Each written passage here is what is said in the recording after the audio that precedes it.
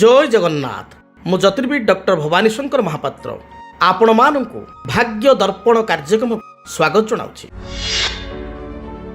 अनेक समय देखा दिए अनेक व्यक्तिविशेष चर्मजनित समस्या बा चर्म रोगे बारंबार पीड़ित होता। अनेक व्यक्तिविशेष स्किन रिलेटेड प्रॉब्लम जो भाव में स्किन एलर्जी है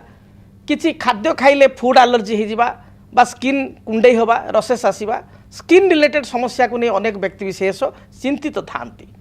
अनेक व्यक्तिविशेषकर मुखरे व्रण होगा बारंबार स्किन मुख व्रण बाहरी स्क्रीन मुख बा मुह असुंदर दिशा बा कई व्यक्तिविशेषकर देहर लाल लाली फलीजा काछु कुंडिया आदि किछि आपणकर स्किन रिलेटेड इन्फेक्शन बारंबार जात होगा युड़िक अनेक व्यक्तिविशेष देखा दे था।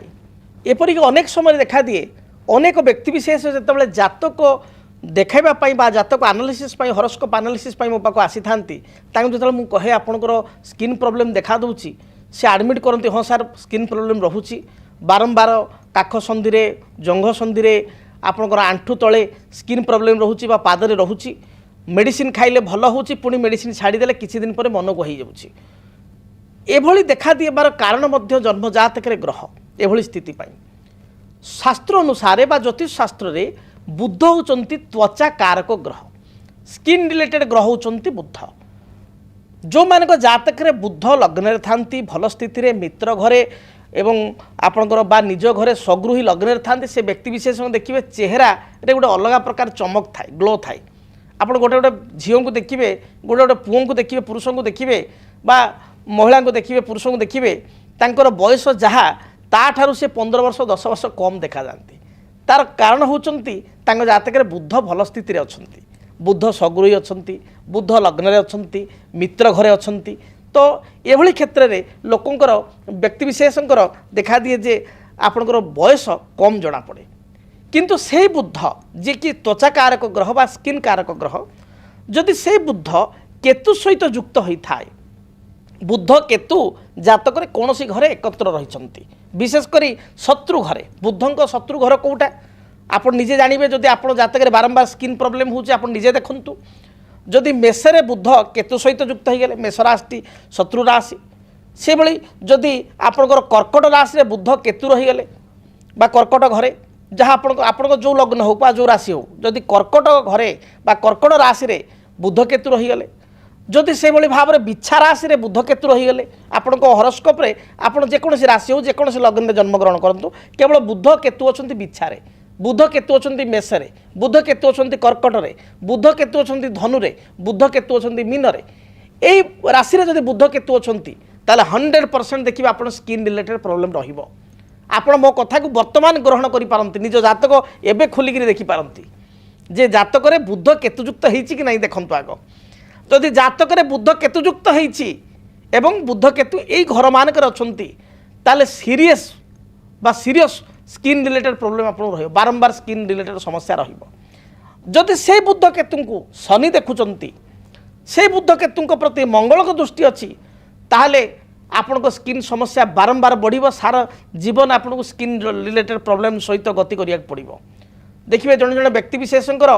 कौन किछि ना किछि खाइदे फूड एलर्जी हो जाए तो बुध केतु ताई दायी थांती। बहुत व्यक्ति विशेषकर आपण तल पादरे कुंडई हवा बारंबार काछु कुंडिया आदि रोग रहिबा संधि स्किन रिलेटेड प्रॉब्लम रहिबा एगुड़िक देखा दे थाए। एपरिक जदि शुक्र जातक बुध केतु सहित युक्त होगी थांती अष्टम थांती मंगल दृष्टि शनि दृष्टि पापग्रह दृष्टि थांती ताले आपणकर बारंबार यूटीआई रिलेटेड समस्या देखा था अर्थात परिस्रा संपर्कित समस्या बा यूरिनाल इन्फेक्शन बारंबार रही थाए सेतिपाई मध्य आपणकर से जो गुप्त स्थान एथिरे आपणकर इचिंग हवा कुंडे हवा एवं आपणकर स्किन रिलेटेड प्रॉब्लम एठी मध्य देखा थाए जदि जातक ग्रह स्थिति एभली थाए। तेणु जदि आपणकर जातक बारंबार स्किन रिलेटेड प्रॉब्लम रहुची ताल जानिबे बुध ही आपन जातक अफेक्टेड जदि बुध केतु सहित युक्त होईची बुध मंगल दृष्टि अच्छी बुध केतु को मंगल बा शनि देखुचंती ताले एभली समस्या जगु आपण बारंबार चिंतित हेबे बा स्किन रिलेटेड प्रॉब्लम जगु। से भली जदि चंद्र बुध द्वितीय स्थान रे अछंती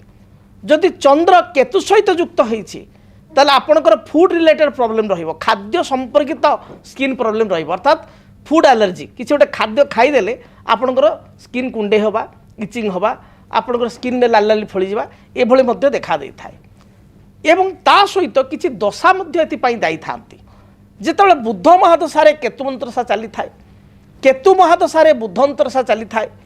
जिते शुक्र महादशा राहु अंतरसा चली थाए राहु महादशा बुद्ध बा शुक्र अंतरसा चली थाए चंद्र केतु एकत्र अच्छा केतुरे चंद्र चली थांती बा चंद्र महादशा केतु अंतरसा चली थांती एपरी स्थिति रे स्किन रिलेटेड समस्या बा चर्म रोग बारंबार देखा दे थाए अनेक जातक जदि शनि चंद्र एकत्र थाई बुद्ध जातक बुद्ध सहित दृष्टि रहिले बा शनि चंद्र बुद्ध एकत्र रहिले बा चंद्र बुद्ध थाई शनि देखिले बा चंद्र शनि को बुद्ध देखिले ताहाले मध्य स्किन रिलेटेड प्रॉब्लम बा स्किन रिलेटेड एलर्जिक मध्य देखा दे थाए जदि एभली स्थिति आपन जातक रहुची ताले आपण कोन प्रतिकार करिवे प्रतिकार स्वरूप सर्वप्रथमे आपण देखंतु आपण जातक राहु केतुंकर किसी दशा चली कि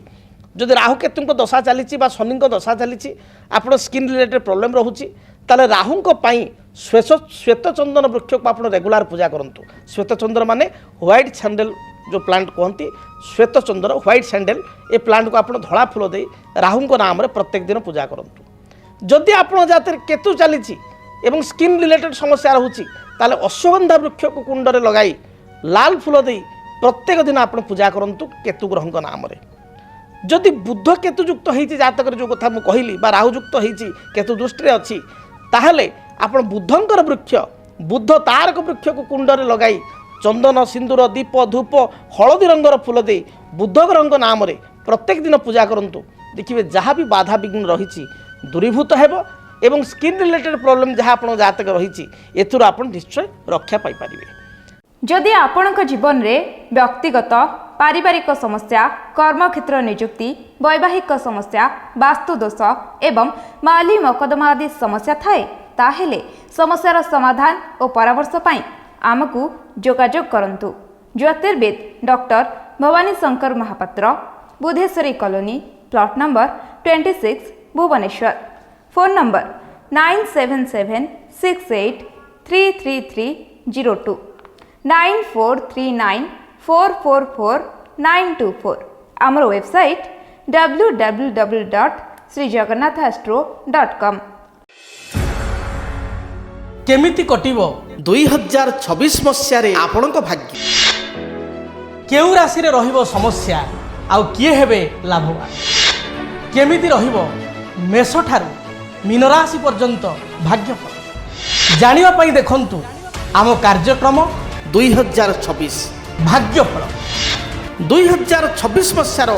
आपणक राशि संपूर्ण भाग्यफल जानिबा पई चैनल को सब्सक्राइब करंतु बेल बटन को ऑन करंतु देखंतु डीटीवी ओडिया। डीटीवी ओडिया देखिवा पई सब्सक्राइब करंतु एवं बेल आइकन को मध्य दबाई दियंतु।